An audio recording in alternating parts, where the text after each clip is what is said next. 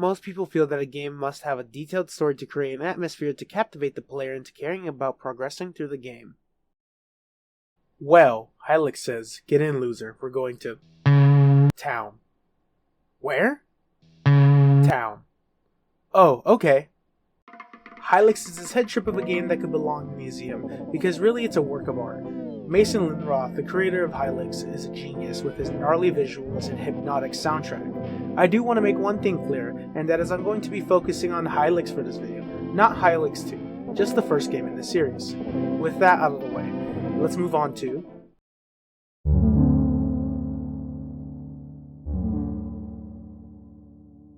From the first note of the song and the visual, I knew I was in for something special when I played this for the first time.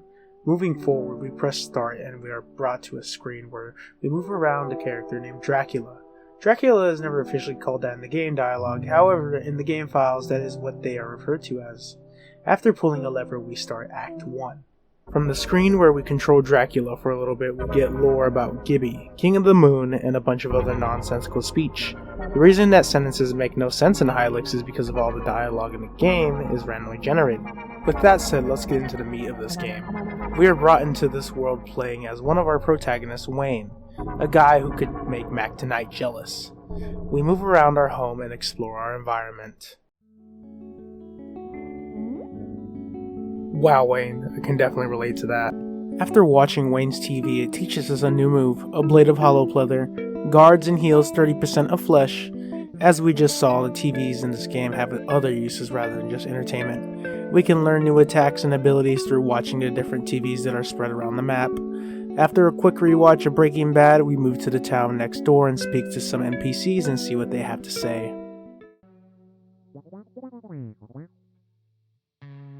Well, that was of no use. We're going to have to find our own way. After getting to the top of Mount Bazmolin, we encounter a future member of our party, Dedesmolin. They are my favorite of the main four, and their idle animation is literally them just hitting the gritty. I say right foot creep, walking with that heat. Sorry, it was funny to me at the time, and now I can't unsee it. Back to the game, Dedesmolin asks us to find him an artifact known as the Paper Cup. If we find the Paper Cup and bring it back to Dedesmolin, he agrees to join our party and to show us how to use the Paper Cup. In the process of trying to find the Paper Cup, I got put into my first battle, and I knew I was fucked from the first turn.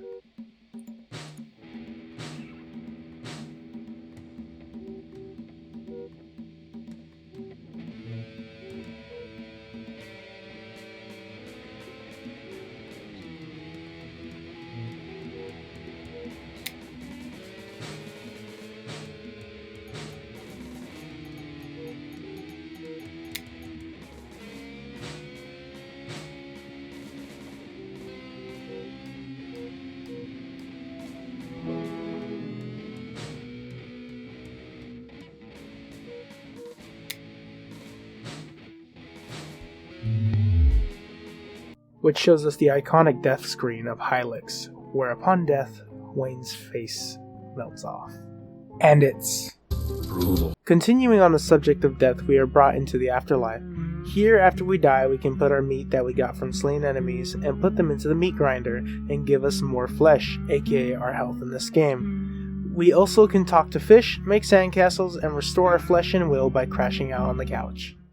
Back from the afterlife, we find the cup and bring it back to Dedesmolin. They join our party and we gain the ability of using the water dispenser.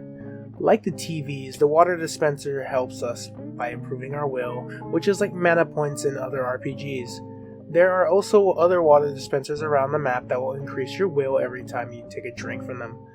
Now that we have gained someone in our party, we can now start beating up these cultists. After grinding for a while, killing all those cultists and getting them dollar bills, we move into the next area, the computer room.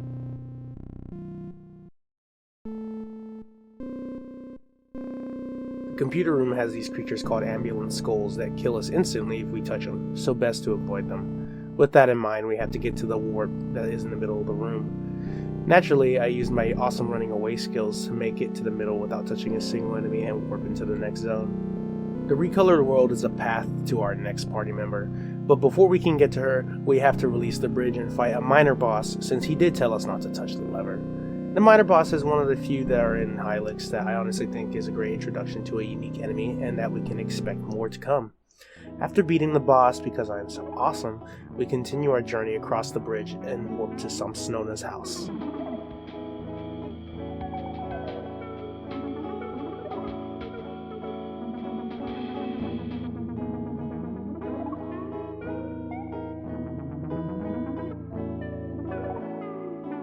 We arrive to Samsnona's home and find her bid down in the dumps, since she lost her gauntlets in her basement, which has a bunch of those ambulance skulls we mentioned earlier. Even though it is dangerous, we run headfirst into danger and get Samsnona's gauntlets back. From there, we backtrack to the computer room, then after the computer room back to where we started. Oh.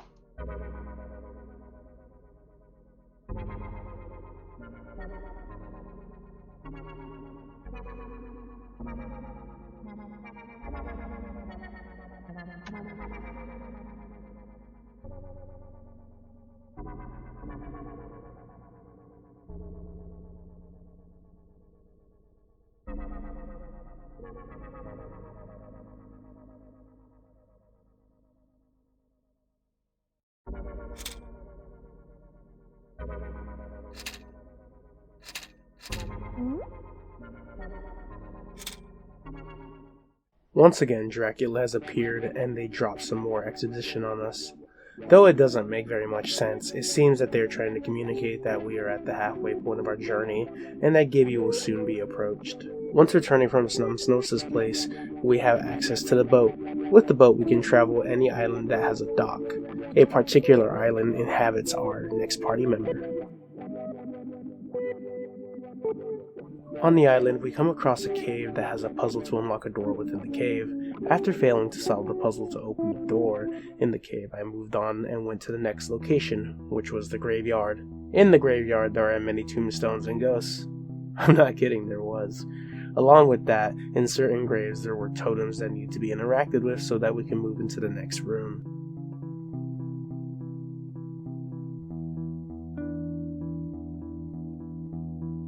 I just wanted to make a little section for this little green bastard right here. His fight is very annoying, and I'm just going to play it out just to see what you can experience if you decide to play against this enemy. But yeah, just a quick little section.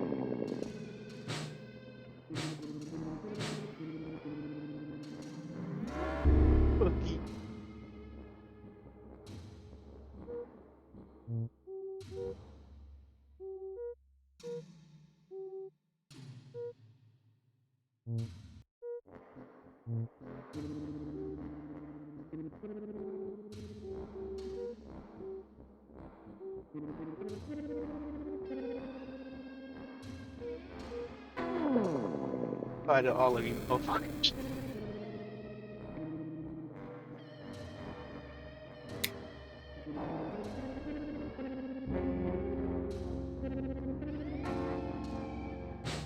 Ow. Ow. Damn!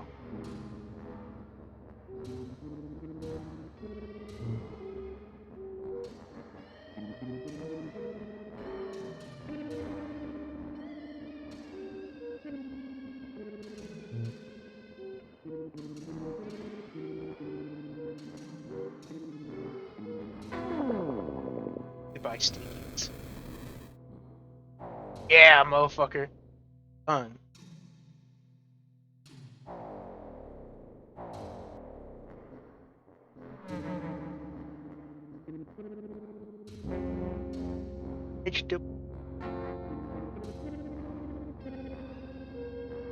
Murder him. Stop spawning in more. Little shit. It's never ending! He will die! Oh my god!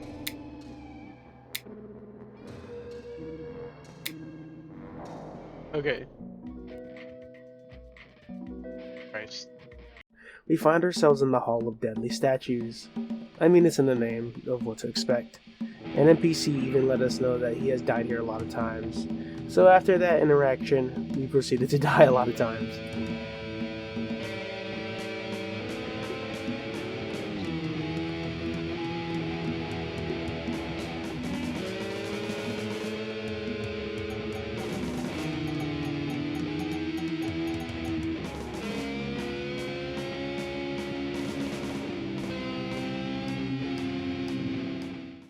After dying one attempt, I decided to take a quick break and went to take another crack at the puzzle to get into the cave doors from earlier. I have such a dense brick of lard for a brain, I didn't even bother looking at the area of totems on the same island as the fucking cave. After creating the first time I put the square peg into the square hole for the first time as a baby, I opened the cave doors.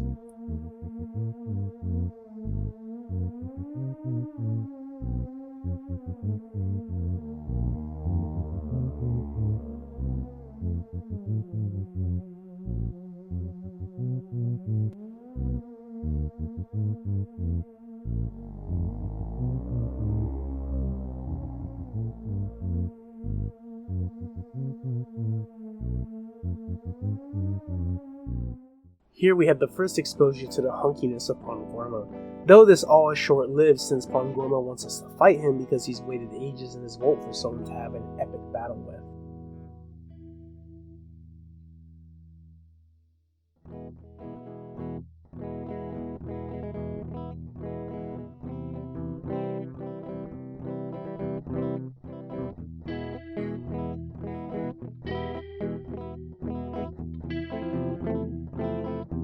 After a worthy battle, Pangorma is defeated and decides to join us in our violent endeavors. This is the equivalent of destroying someone on the enemy team in COD, and they send you a friend request afterwards. Moving forward, we return to the Hall of Deadly Statues, and after a few more failed attempts, we make our way out of the hall and find ourselves as Dracula once again. They spout more exposition that basically says we're drawing closer to Gibby and his lunar base. With that, we are now on to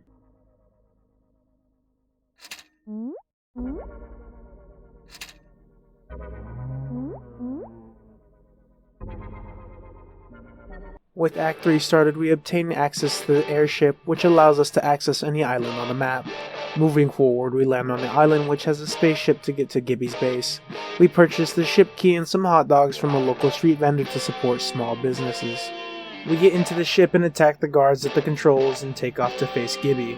Once we arrived at Gibby's lunar base, a horde of enemies attacked the party of heroes, yet their flesh and will proved too strong for any simple enemy, and they perished instantly.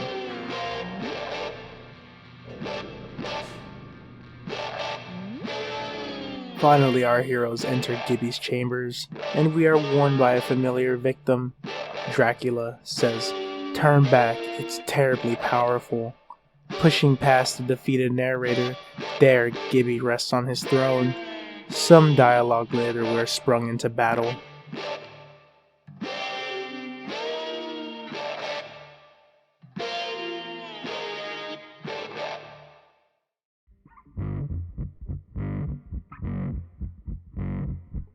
Gibby is no joke, having tons of health and having additional statues that heal him and give you negative status effects. Yet, after a tough fight, our heroes are victorious and defeat Gibby. In Gibby's last moments, he lets us know that he's sorry. This is something I didn't notice initially in the playthrough, but it drives a few questions of, did Wayne know Gibby? Why would he be sorry otherwise? Anyways, he let us know that the moon is rigged to explode. With this information, we run as fast as we can back to the ship and head back home.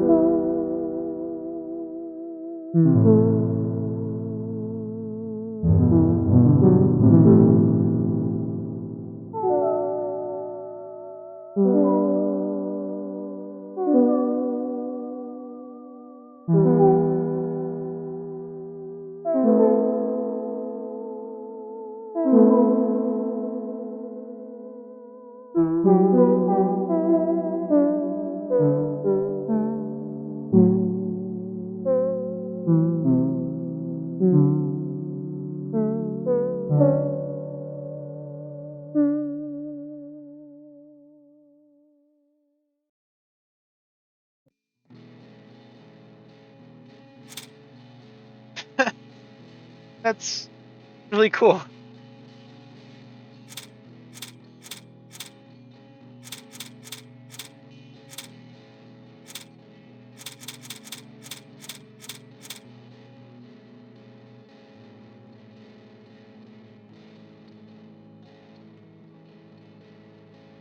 After the wonderful experience that is Hylics, I will have to say it is one of my favorite RPGs that I have ever played.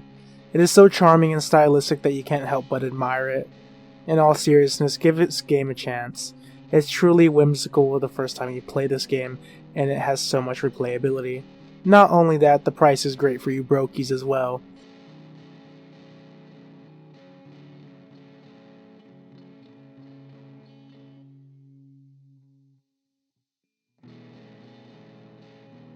Ghost is here.